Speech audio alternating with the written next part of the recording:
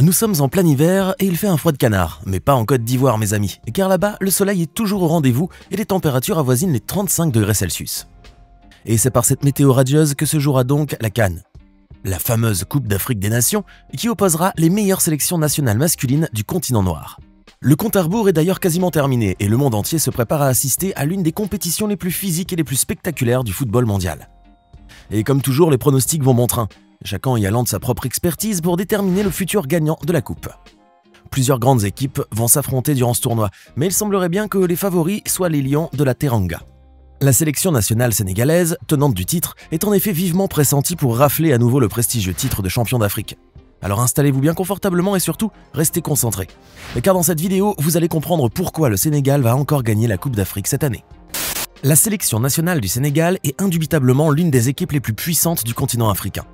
Depuis son indépendance en 1960, le Sénégal a en effet été une nation footballistique par excellence, comme en témoigne d'ailleurs la création de la Fédération sénégalaise de football la même année. Cette dernière sera officiellement affiliée à la FIFA 2 ans plus tard, en 1962, et rejoindra finalement la Confédération africaine de football, la CAF, en 1963. La nouvelle équipe fraîchement sélectionnée et manquant cruellement d'expérience n'arrivera pas à se qualifier aux différentes coupes du monde qui eurent lieu à cette époque. Pourtant, les Lions du pays de la Teranga se montreront extrêmement pugnaces et redoutables lors de la Coupe d'Afrique des Nations en 1965, qui eut lieu en Tunisie. C'était pourtant leur première participation à ce tournoi continental, mais ils se classeront tout de même en 4e place sur le podium final. Hélas, les Lions de la Teranga ne réitéreront pas cet exploit lors de l'édition suivante en 1968, puisqu'ils se feront évincer dès le premier tour des éliminatoires.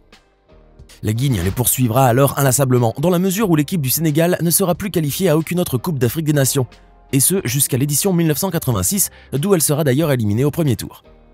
Les années 1990 verront néanmoins la résurrection des Lions sénégalais, puisqu'ils iront jusqu'en demi-finale de la 17e édition de la CAN, qui s'était déroulée en Algérie. En 1992, c'est au tour du Sénégal d'organiser la Coupe d'Afrique des Nations, ce qui qualifiait de facto sa sélection nationale à la compétition. Pour la première fois de leur histoire, les Lions de la Teranga étaient donnés favoris, mais ils furent finalement éliminés par le Cameroun en quart de finale. Le même fatidique scénario se répétera malheureusement en 1994, où elle se fait cette fois évincer en quart de finale par l'équipe de la Zambie. Et comme il n'y a jamais 203, le Sénégal se fera de nouveau éjecter de la compétition africaine en l'an 2000, toujours en quart de finale, mais cette fois contre le puissant rouleau compresseur du Nigeria.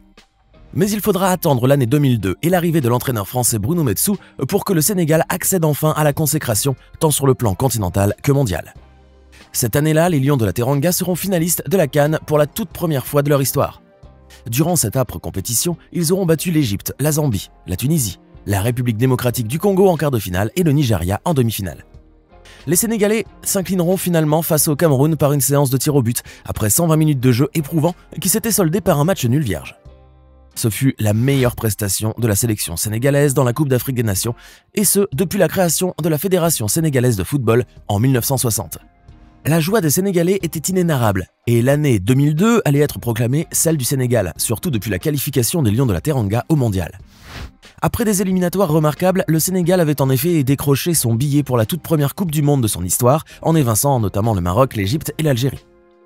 Tout le pays était en liesse et avait les yeux braqués sur le Japon et la Corée du Sud, où se déroulait cette 17e édition de la Coupe du Monde de football.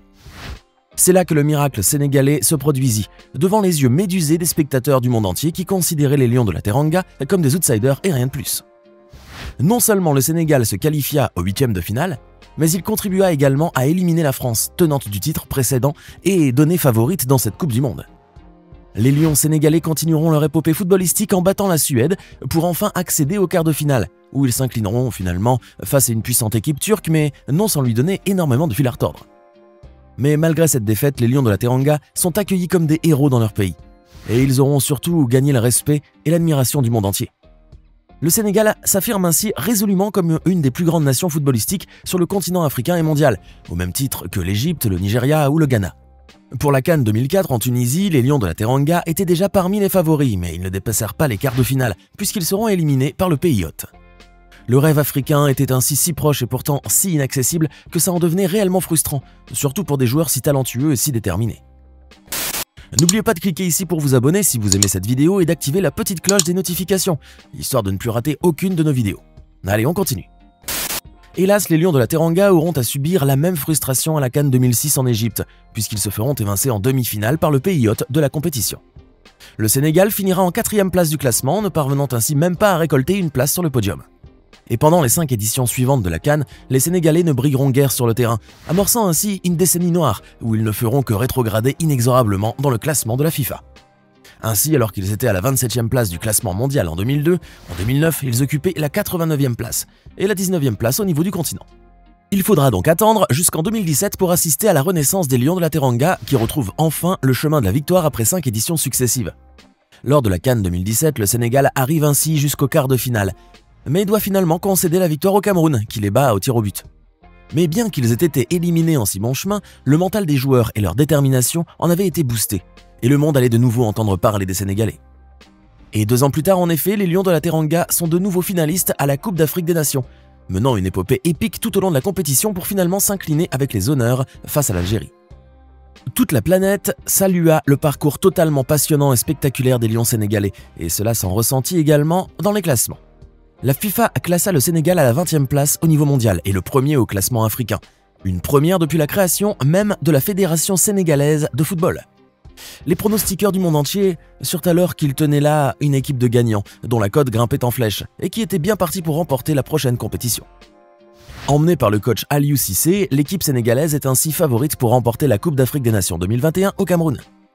Les Lions de la Teranga sont même harangués par le président du Sénégal, Macky Sall en personne, qui voulait que son pays remporte la CAN coûte que coûte.